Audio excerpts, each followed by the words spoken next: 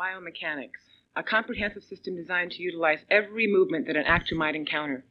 What this was simply the study of mechanics as applied to human beings. Meyerhold approached it to the extent that he looked at the human body as a machine and the actor as a machinist. So in the first part of the tape, we're going to do a series of exercises which are Meyerhold's system for training actors. Now, the kind of actors he was training were workers, not people that are like in MFA programs or something, but people that had jobs all day long and only had a short time to learn how to act and to learn what they were going to do in the play. So he scientifically designed the most efficient series of exercises that he thought would teach people how to act. Now, he approached acting from an outside kind of angle, a physiological angle, as opposed to inspirational angle that Stanislavski used, which was, as we all know, you feel something and then you do it.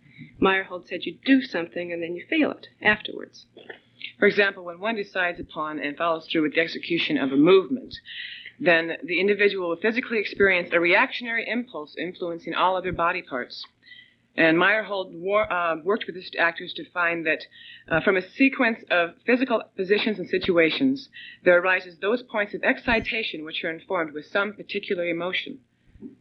It's kind of like Pavlov's idea of behavior modification. You know, the dogs that would hear the bell and they salivatate. But what happened is that there is a chain of actions, and instead of in some kinds of inside acting, you feel something and then you do it out of that.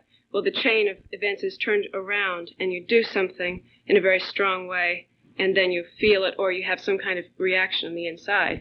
So this set of exercises is designed to teach the actors to be sensitive to their bodies, basically, sensitive to feeling what their body is doing and reacting.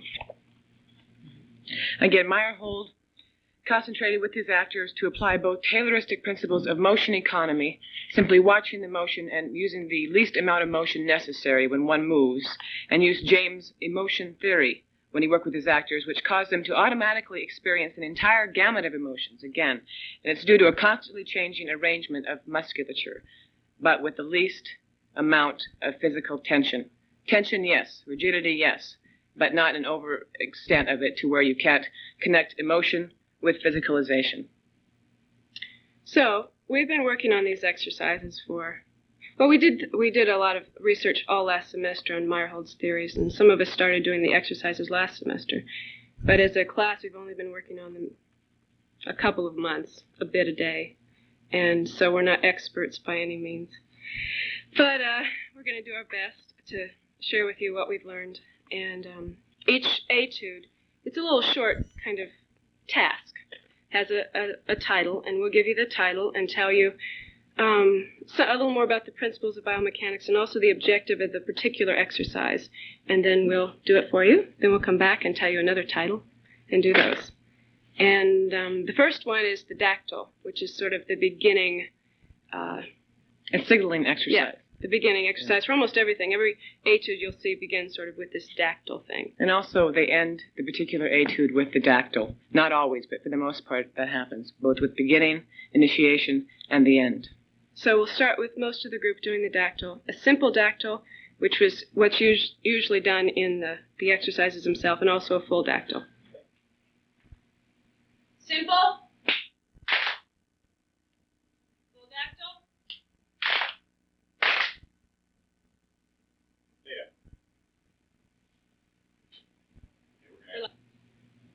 The first full etude we'll be doing is shooting the bow. Meyerhold says, biomechanics doesn't tolerate anything accidental. Everything must be done consciously and with prior calculation. The objective of this particular etude is development of free, broad shoulders and arm movements and use of horizontal extensions of the body for finding centers of gravity. Now, the first time John goes through this, I'm going to read the instructions for the etude, just so you can kind of get an idea of how complicated it is. And the second time, he'll just go through it on his own. The actor executes two dactyls. The actor falls to the floor. He draws his legs and arms together. Rising on his right foot, he slowly draws up an imaginary bow. The actor advances with his left shoulder forward and his right foot back.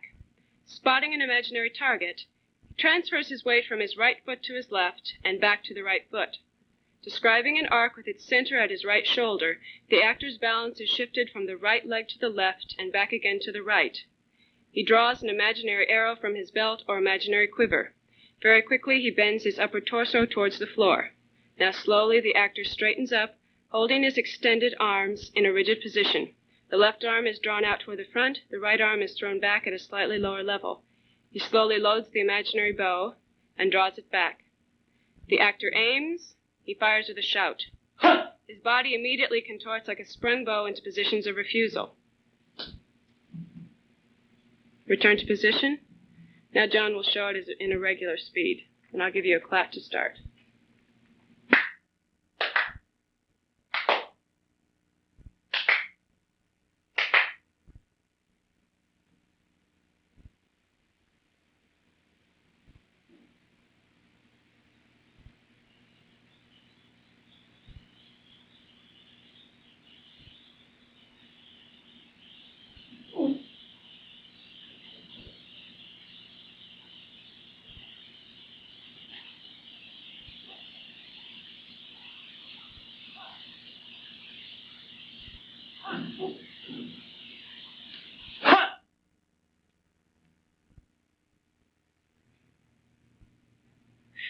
This etude is called Stab with the Dagger and Carrying the Sack.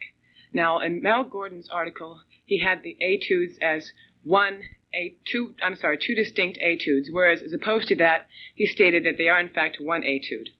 Now, the objective and the principle of this specific etude is that each movement must have a strong basis. Each element of the task must have its own point of support. And the beginning and the end of the execution of every task must be distinctly accentuated. And in this particular etude, each participant, when sure of himself, must signal to his partner with a recoil, or by other means imperceptible to the spectator, his reactions to carry out the next task. The objectives of this particular etude are to establish coordination with one's partner, to continue development of strengthening lower trunk for center of balance, and for the development of reflex excitability from outside sound stimuli.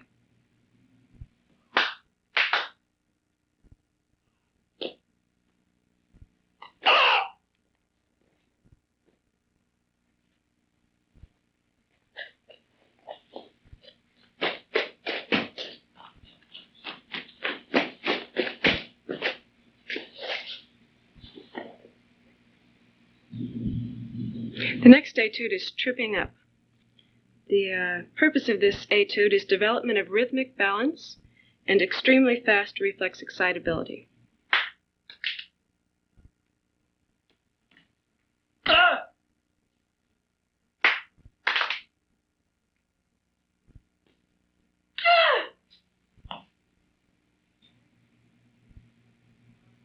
Orientation in space in the presence of a large number of persons is an extremely important matter, and the task of each one is to find his separate way in the complex movement of the group.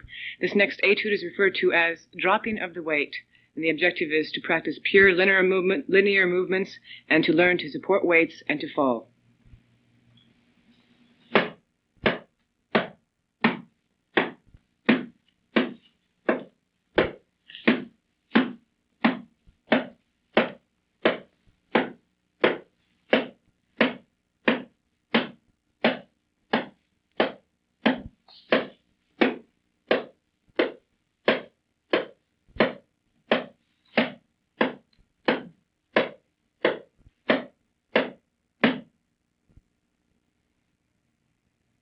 And now for something really exciting.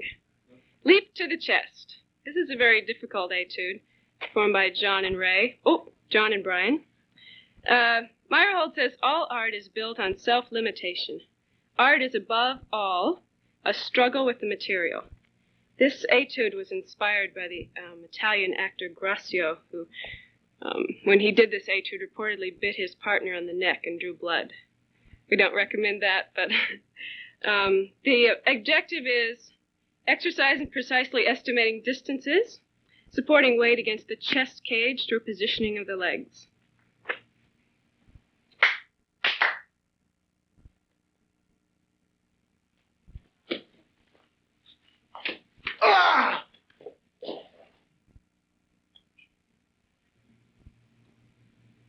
This next etude is the horse and rider. It's important to perform each exercise precisely, especially in the sense of parade, the use of stage platform, effect, and so forth. The objectives of this particular etude are strengthening shoulders to support weight and development of reflex excitability.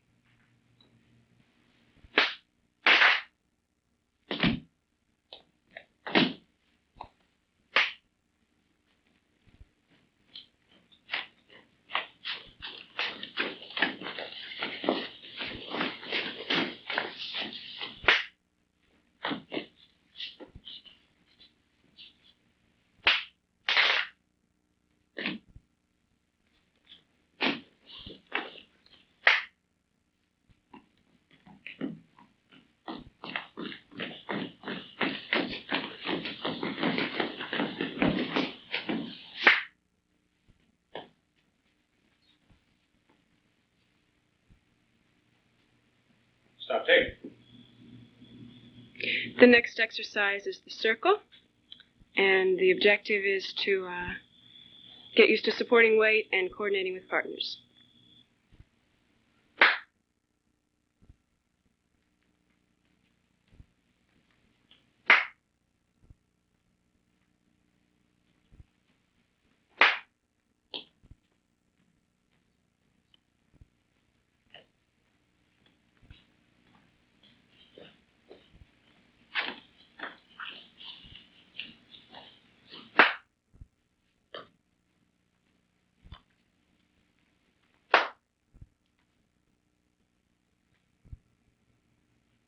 This etude is called Leap from the Back.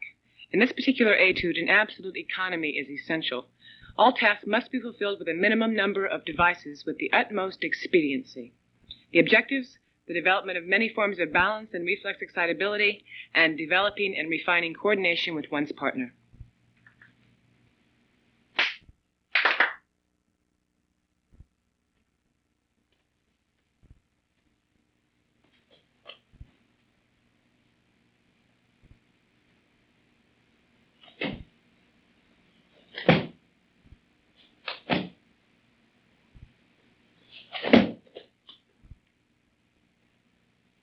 Stop tape. The last etude is throwing the rock. Now we're going to do this in 3 separate sequences. The first time will be like the other things, just the regular exercise itself, the kind they used in the class. The second one is a variation, which Jacqueline developed herself. Now that's a step towards the pantomime, which she'll do thirdly. The pantomime was kind of like an improv that they used in class. They'd use the general etude, but they'd make it into a story. And the title of this story is Camping Out with the Bear. So, first you'll see the group, then Jacqueline by herself, and then the pantomime. Cut tape.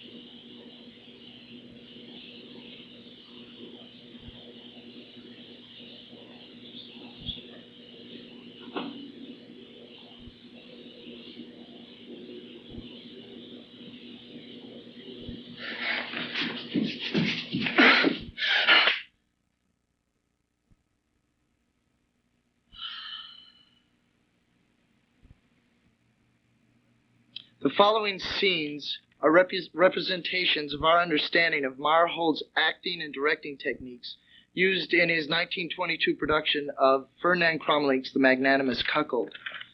This production was one of Meyerhold's most successful, and it was also a showcase for his recently developed biomechanical exercise for actors.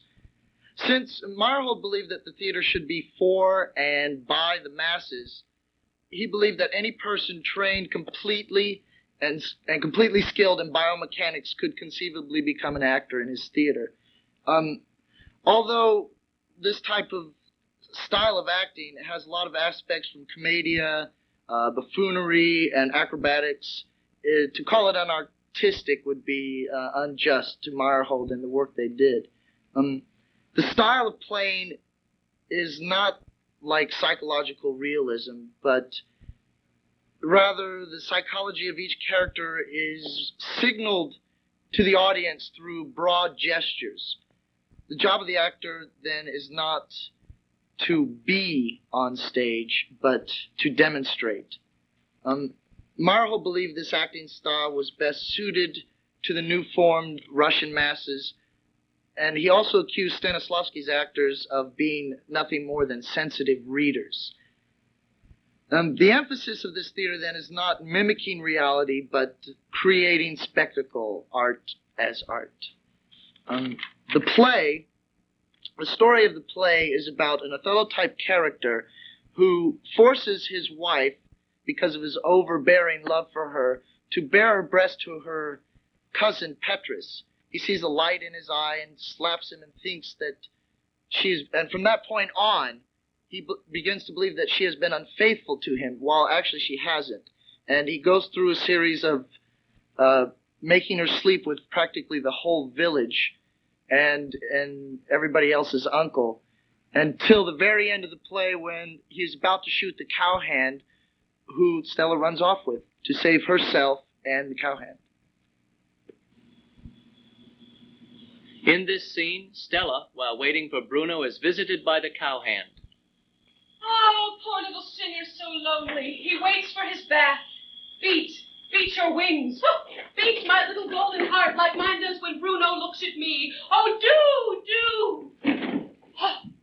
Do you know that Bruno will tell me about his dream, and I will remember mine, for our dreams must be the same. Will my beloved come back soon? Could I live far from him one single day without dying? Come in. Good morning, sir.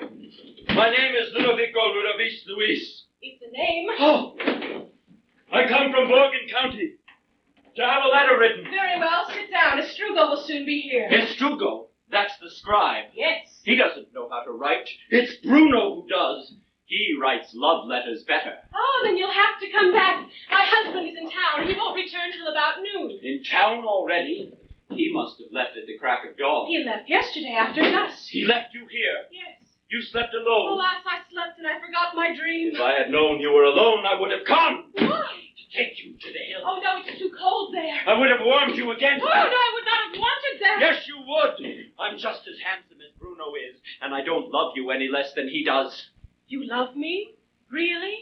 Since when? Since Sunday. Sunday? That's not long ago. I live alone with my animals, and I think. Thoughts ripen fast. So you love me? And I love Bruno. You can't do anything about it. It's nobody's fault. No, you are not as handsome as Bruno is. I'm younger and stronger. Oh, Bruno is our age. Age, yes, age. But he knows too many things. How can one know everything without aging? I can't even write. That's why I'm here. Bruno will write the letter I want to give to you. The letter is for me, but Bruno is not going to write it. Yes, he will. No, I'll warn him. I'll give him a suckling pig. But why, now that I know you love me? I have to prove it. With words, with Bruno's words. Words belong to everyone. And if he wouldn't write, you couldn't prove your love. I'm going to carry you to the hill, running without taking a second breath, and I'll still have wind enough to make you feel warm and cold. Oh, yes, you are strong, but you couldn't do it. I am heavier than you think. Do you weigh as much as a pregnant sheep? Let me lift you. Oh, I'm afraid of you. Leave me alone. You are dirty. Wait! Stop! I'll call. Go ahead and call. I'm going to carry you away.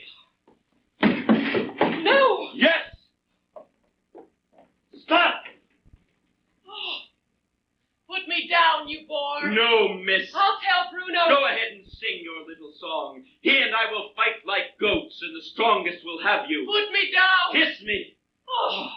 And now, to the hills. Oh, quickly, Romani. Help! Help! I'll fight you. Help! Brute ruffian! To the hills. Help! To the hills. Help! To the hills. Help! What a hoodlum's a bad egg! What does he want from you, my little star? Oh, the evil devil! Bitch! Oh, I should have never left you alone. What does he want from you? What did he do to you? Oh, Nanny, you hit too hard. At least he's not going to die. Did someone call? I thought I heard someone in the clearing when I was tying up my horse. Good day, Count. Go away. Did your husband beat you? Oh, Bruno, the little one has been in town since yesterday. Go away. All right, I'll go.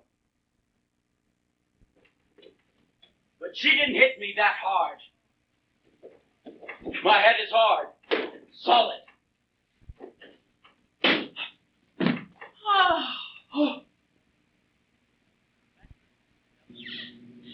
Petrus, Stella's cousin and Bruno's childhood friend, returns after many years at sea. It's Petrus, Stella's cousin. I'm happy you're among us. Did you recognize the village?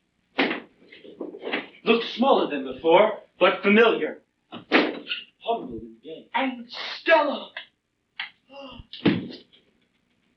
You see her? The little Stella Bargain. She grew tall, you know, and at the same time, she blossomed. You see her? Since then, my love has grown stronger and dearer. Am I boring you, Petrus? Oh, no. Look, my love is like a child that grows in its mother's womb. I nourish it with my very soul. Tell me, can it last? Her soul. You see her? Stella! Stella, come quickly, Stella! Stella! Oh, Petrus, it is you. Hello, Stella. Hello, Petrus. Kiss him! We were enemies. That was easier. Come, Stella. He hasn't changed much. His eyes, though, have become paler. That's because of the ocean. He still has a savage look. Where is your luggage?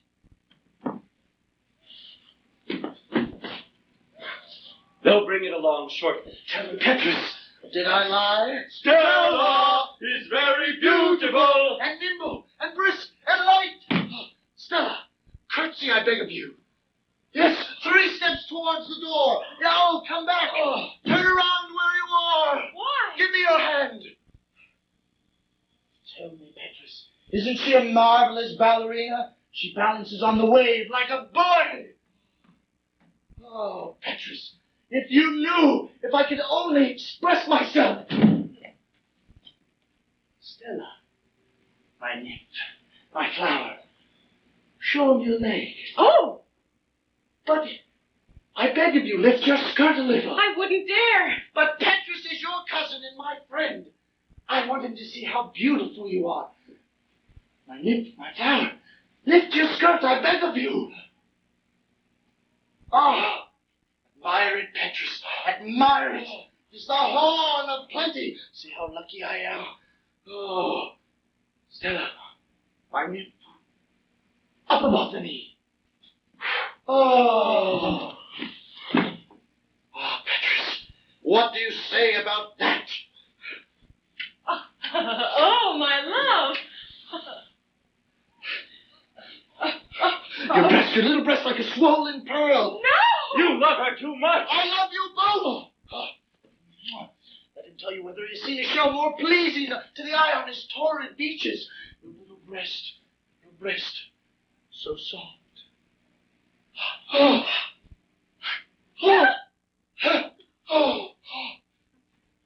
Did I exaggerate? But one might. Did I lie? Oh, tell me, Petrus. Speak! But above all else, look. My friend.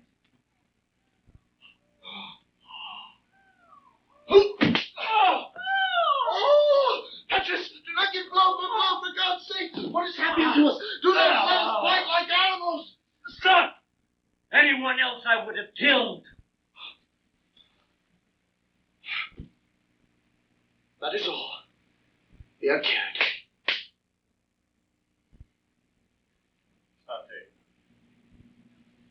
Bruno's suspicions of Stella's infidelity grow. Here, you she-devil!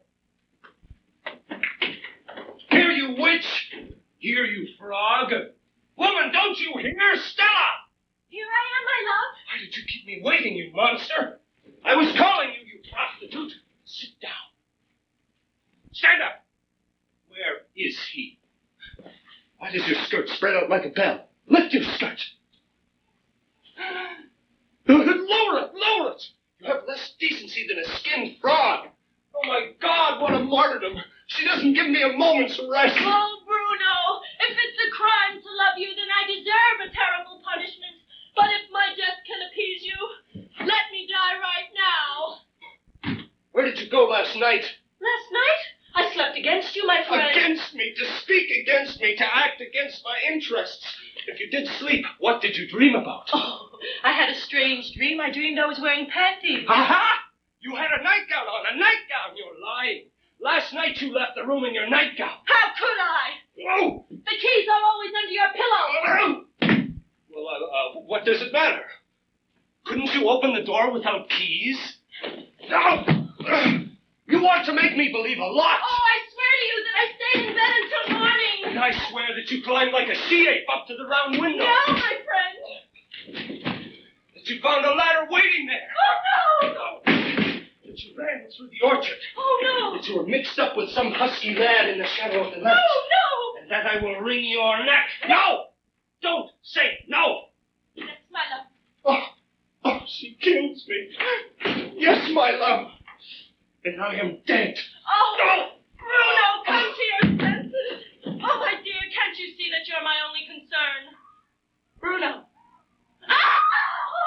Oh! Oh! Oh! Stay back! Tell me your lover's name. For pity's sake. John, the son of Paul Louis, the cartwright. It is John. No, it is Hector, the postman. It is Hector. No, he's too fat. Or is it Alan, the fisherman? It is Funny Alan. fellow, he spits. Or the gentleman who talks to the lady when he comes to the castle on Sunday to shoot bows and arrows. None of them. She'll never confess. Oh, you'll have it your way. But for heaven's sake, don't hold back your dear fury. Kill me now. Good. Stand up. Do you really weep? Is this not a ruse to deceive me, to weaken me? Take off that mask. Take it off, I say, so I can read the seductive lie on your face. Oh, what a marvel. How beautiful and sad your eyes are. Stella, forgive me. Please, Stella, stand up. Stand up or I'll throw myself on the ground, worthless as I am. Oh, you must have been hot under that mask. Let me at least wipe the dew from your forehead, my ill-beloved. That mask is what inflames my fury. You're never going to wear it again. Strugo, I think, advised me to dress you up that way. Oh, be quiet, I beg of you. Everything of you is precious to me. Your jealousy, your harshness, as much as your sweetest ecstasy. Could I love you enough if I could not endure your whims? Strugo! Oh. I'm going to chase him. Oh. Oh, Stellikins. Oh. Stand up. Somebody knock. Oh, not yet. Oh, let him wait. Stand up. It's him. It's a Strugo. Put on your mask. You refuse? Oh, no, my love. I am ugly. Yes, that is the Strugo's work. No, hurry. No, wait. Ah! Shh. Really didn't go out last night? You were really crying a while ago? You weren't making fun of me. Go to your room.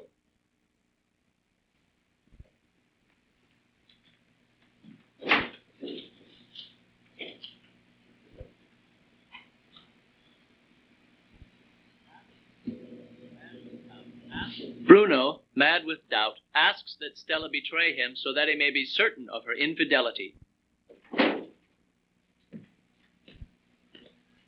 Oh, Bruno, can I hope, or must I still fear? Ah, Stella. First of all, we will open the doors and the windows. And the shutters. Let any man who wants to admire you find you in your full splendor. The age of the shadow has passed. Light will come. My tenderly beloved is miraculously cured. Not yet.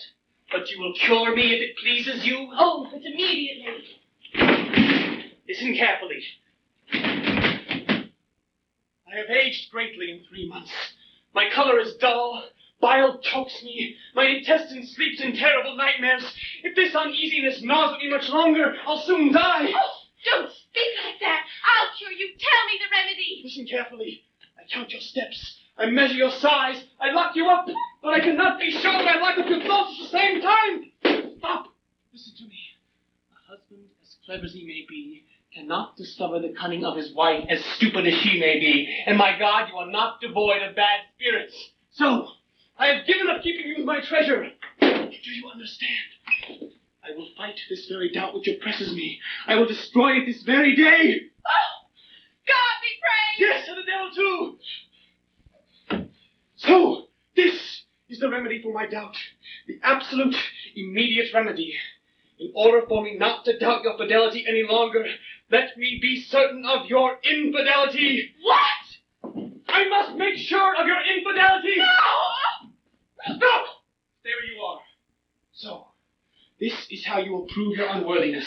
Tonight, under my roof, you will betray me in my presence. Oh, my friend, what are you saying? Then you want me to die? Oh, no, never, but I can die. Kill me. Not with your secret. Afterwards, maybe. Oh. No! No, there is no other solution. I will know about my misfortune, and I will be the first to know. Have pity on me, my love. Remember how innocent I was when you first knew me. I didn't even know the words for things. I am still the same, for loving faces sin. Exactly. I want you impure and dishonored. I will be a cuckold today, or I will die. The horns or the rope. Choose for me. I will not have the courage I need. Oh, Bruno, it is so ugly, another man. It is a joke, a trial, maybe. Choose for me. The horns or the rope. What will the other man do to me?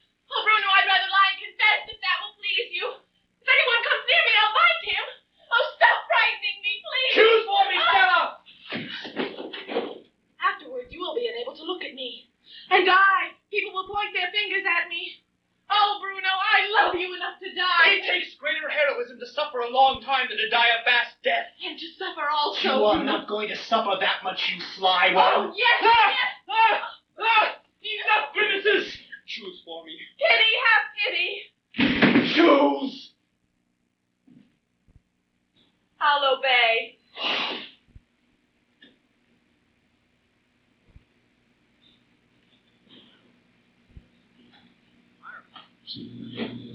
Meyerhold and the constructivists were bound up in and swept along by the Russian Revolution.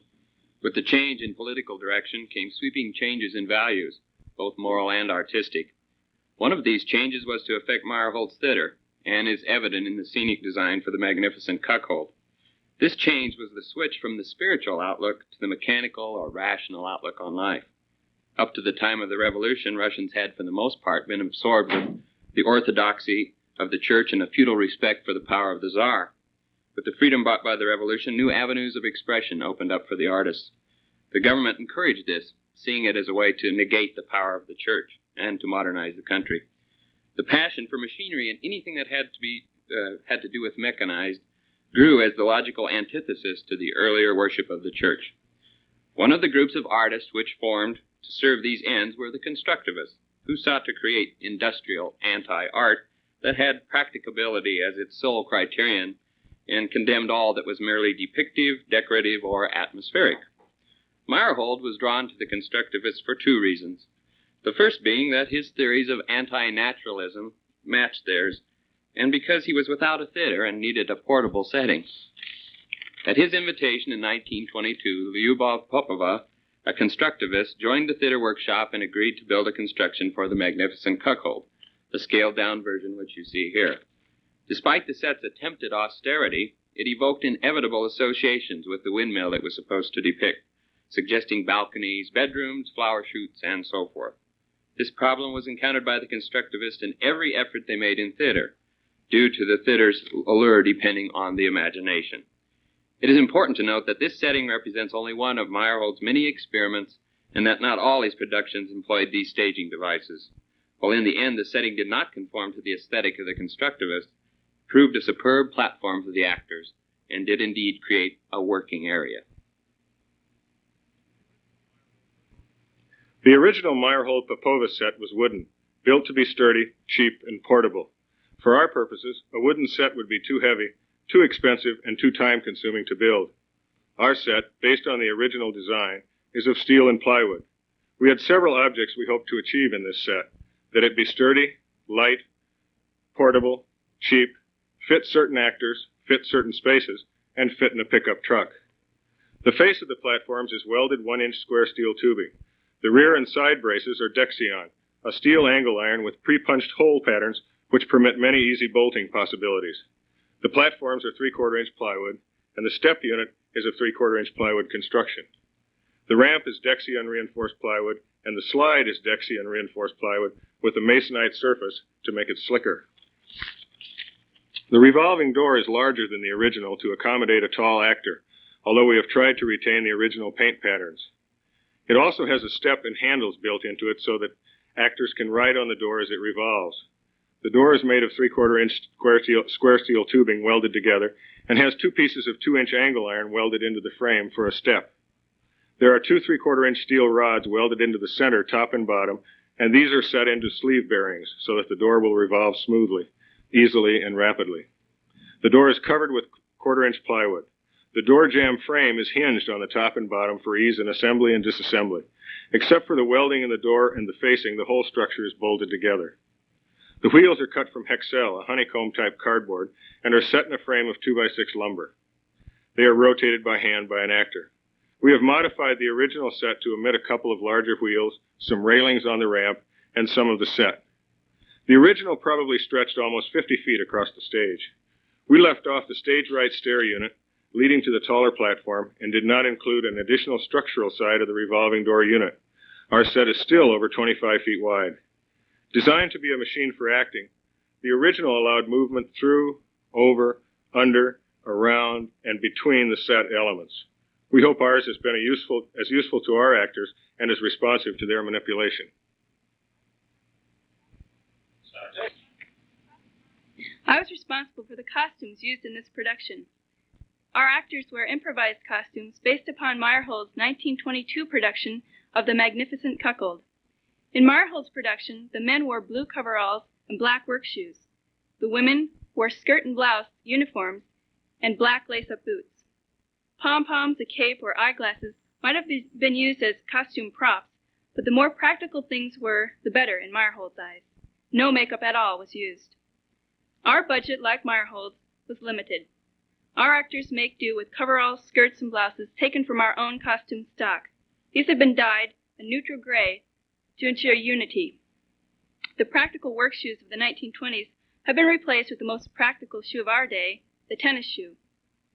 In this production, as in Meyerhold's, costumes were not designed so much as improvised to serve the acrobatic movement and stress simplicity with utilitarian functional outfits.